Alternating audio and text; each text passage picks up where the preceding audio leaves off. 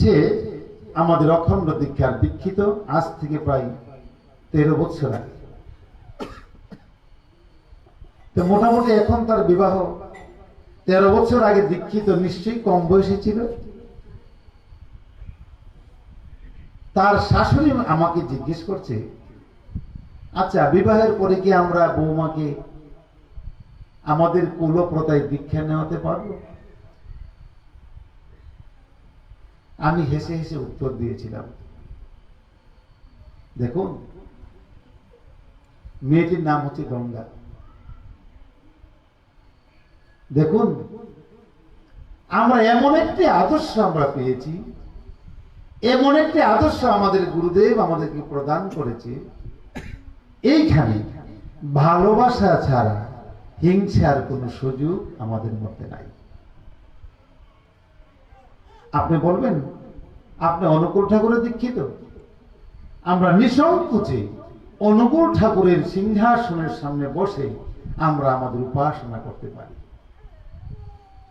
আপনি বলবেন আপনি কালিমার সাধক, রামকৃষ্ণ, রাম ঠাকুর, পরমানন্দ, নিগমানন্দ, জগৎবন্ধু সুন্দর, আমাদের কোনো আপত্তি নেই। আমরা জানি আমাদের গুরুদেব বলছেন, যার যার ইষ্টই তার তার কৃষ্ণ, যে যাকে ভজনা করে তাকে দিয়েই সে দিব্যানন্দ লাভ করতে পারে, যদি সে সাধন করে। আর যদি সাধন না করে, সে যত মহাপুরুষের বড় মহাপুরুষ শিষ্য হোক, সে আনন্দ লাভ করতে পারবে না। আমরা হচ্ছি এমন গুরুদেবের শিষ্য। অতএব যেই মেয়েটার কথা আপনি বললেন, তাকে আপনি কুলগুরুর দীক্ষায় দীক্ষিত করবেন, মেয়েটাও দীক্ষা নিবে। কারণ তাকে আমরা শিক্ষা দিয়েছি শ্বশুর শাশুড়িকে দেবতা জ্ঞানে পুজো করবে, মা এবং বাবাকে দেবতা জ্ঞানে মানবে, ব্রত বড় ভাই এবং বড় ভাইয়ের স্ত্রীকে মাতৃপিতৃ জ্ঞানে শ্রদ্ধা করবে।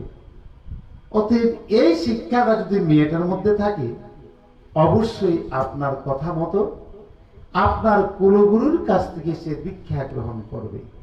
কিন্তু যেখানে একটি মেয়ে 12টি বছর একাধারে ওঙ্কার প্রণব মন্ত্রের সাধনা করেছে, প্রণব মন্ত্রের জপ করেছে, ধ্যান করেছে, পুজো করেছে, এই মন্ত্রটা কি তার হৃদয় থেকে আপনি মুছে ফেলতে পারবেন?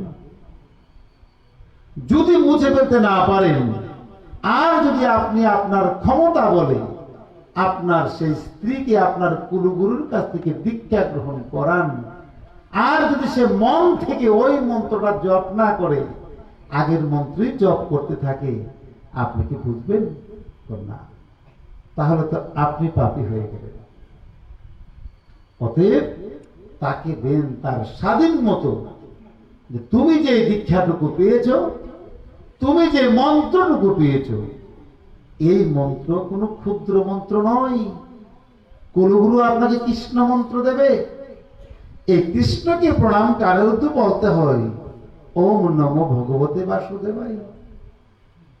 এই কৃষ্ণের গীতা পড়তেও তো বলতে হয়, ওম তৎসৎ।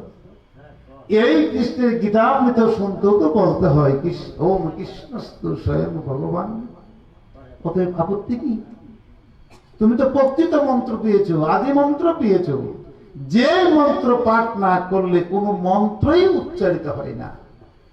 তুলসী দিবে আপনাকে বৃন্দাবন দিবে, ওম তুলসী বৃন্দাই, ওম না বললে তো তুলসী মন্ত্রও উচ্চারণ হয় না। আপনি ভাগবত পড়বেন, সেই ওম নারায়ণই না বললে তো ভাগবতে প্রবেশই করা যায় না। আপনি কি চন্দ্রী পড়বেন, ওম চন্দ্রিকায় না বললে তো আপনাকে এই চণ্ডীতে প্রবেশের অধিকার নাই। অতএব তুমি প্রকৃত মন্ত্র পেয়েছ, এই মন্ত্রে তুমি সাধন করো, সাধন করে করে সেই দিব্যানন্দ লাভ করো। আর আমার ছেলে যখন অন্য মন্ত্রের দীক্ষা নিয়েছে, সে করুক না এই সাধন, এতে আপত্তি কি আছে? সাধন তো যার যার, সাধন তো কারো কারো সাথে না।